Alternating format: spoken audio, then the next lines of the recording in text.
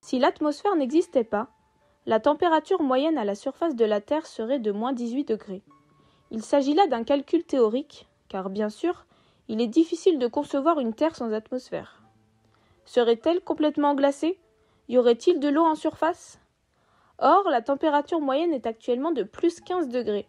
À quoi devons-nous cette température favorable à la vie ? Au rôle d'effet de serre que joue l'atmosphère qui est relativement transparente au rayonnement visible et plus opaque au rayonnement infrarouge. Bien qu'on la voie blanche, la lumière du soleil n'est pas homogène. Elle contient toutes les lumières colorées, visibles dans l'arc-en-ciel, mais également les ultraviolets, ainsi que les infrarouges auxquels nous sommes aveugles. Si l'atmosphère n'existait pas, les rayons du soleil frapperaient directement le sol. La Terre réfléchirait en grande partie ces rayons et la chaleur emmagasinée dans le sol serait renvoyée sous forme d'infrarouge et perdue dans l'espace.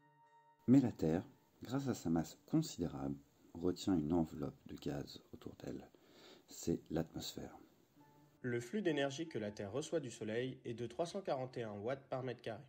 Nous utilisons les valeurs publiées en 2009 par Kevin Trenbers du NCAR dans le Colorado. La relative transparence de l'atmosphère au rayonnement solaire dans le visible permet à une partie de ce rayonnement d'atteindre la surface de la Terre.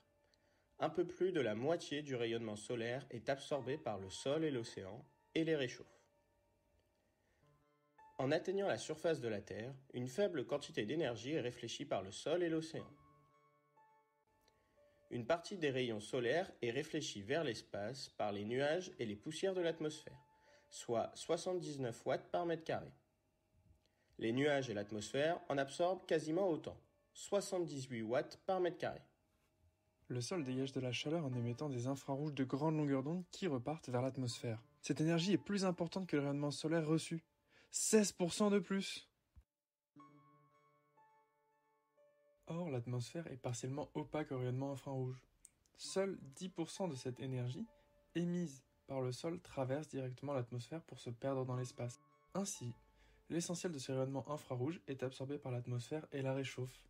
L'atmosphère réémet de l'énergie dans l'infrarouge dans toutes les directions. Les nuages rayonnent vers l'espace. Tous les autres acteurs de l'atmosphère rayonnent vers l'espace.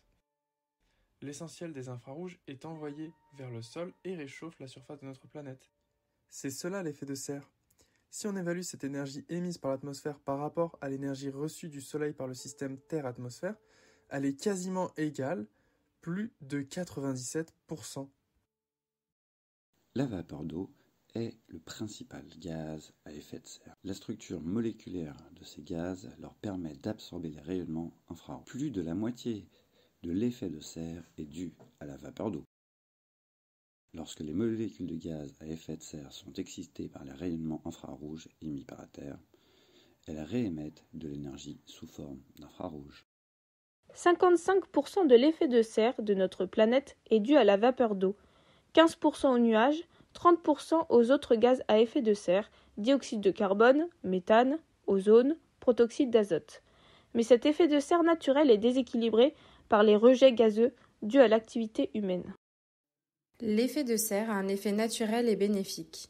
Il est à l'origine de la température moyenne de la surface de la Terre, 15 degrés. La planète est en équilibre thermique, l'énergie solaire reçue doit être équivalente à l'énergie émise par le couple Terre-atmosphère. Faisons le bilan en comptant positivement l'énergie émise vers l'espace. Nous constatons un léger déséquilibre de 1 watt par mètre carré. Ce déséquilibre se retrouve au sol. Il entraînera à terme un réchauffement de la température moyenne globale. Ce déséquilibre est dû à l'augmentation des gaz à effet de serre dus aux activités humaines. Souhaitons une avancée rapide aux accords internationaux pour juguler cette augmentation.